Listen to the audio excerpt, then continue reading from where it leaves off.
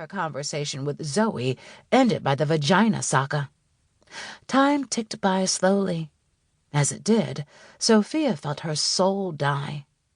She'd already been there for 90 minutes. Angie had been in labor for longer, but Ezra, Angie's husband, had told them it was pointless coming to the hospital since it was still early. The only reason the two of them had gone to the hospital was because Angie had tested positive for some bacteria and needed to be put on antibiotics so it wouldn't be passed to her baby. This did nothing to change Sophia's mind about not wanting a child.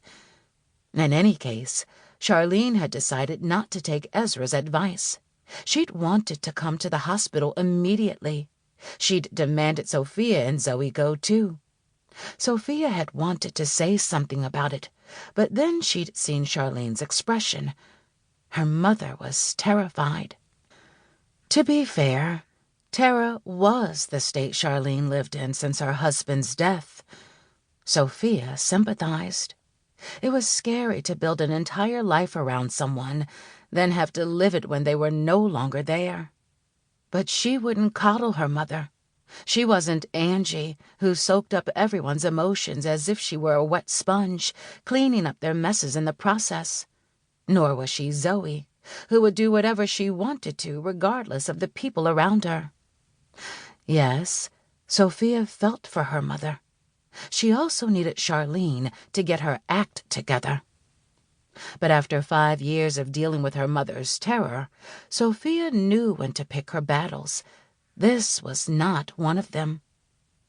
Today's terror came from a mother's fear for her child, so Sophia bit her tongue, woke Zoe up, and now they were in the waiting room. Waiting. She'd sent Ezra a message as soon as they got there, but there'd been no reply. He'd either turned off his phone or put it on silent, or he simply wasn't interested in checking it. When Angie had introduced him almost 2 years ago, Sophia had realized he was different to the men she knew. He watched Angie with an intensity that made her think he was trying to anticipate Angie's next move. He paid attention to Angie, even when she wasn't paying attention to him. Sophia could only imagine what would happen when Angie actually needed his support. But it had been 90 minutes. Almost 2 hours now, she saw, checking the clock on the blue wall of the waiting room. The bubble of anxiety around her mother was growing larger and larger.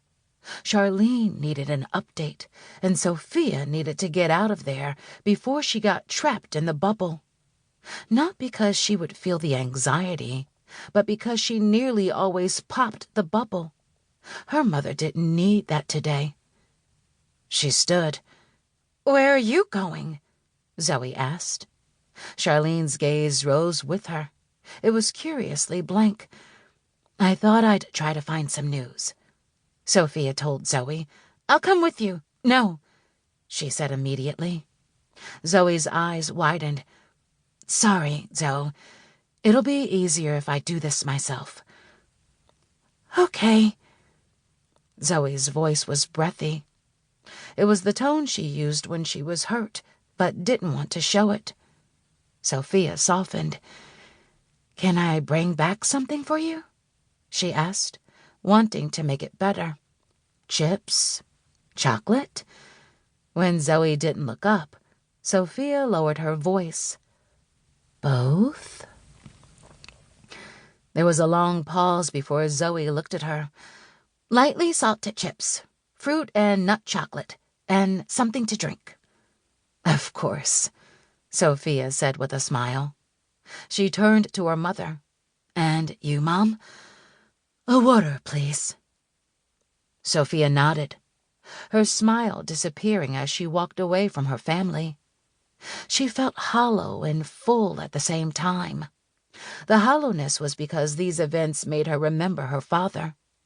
Nothing much had fazed him. Generally, that attitude had spilled over to her mother. Charlene wouldn't be the mess she currently was if Daniel Roux had been there. Sophia didn't engage with that hollowness. It was simple.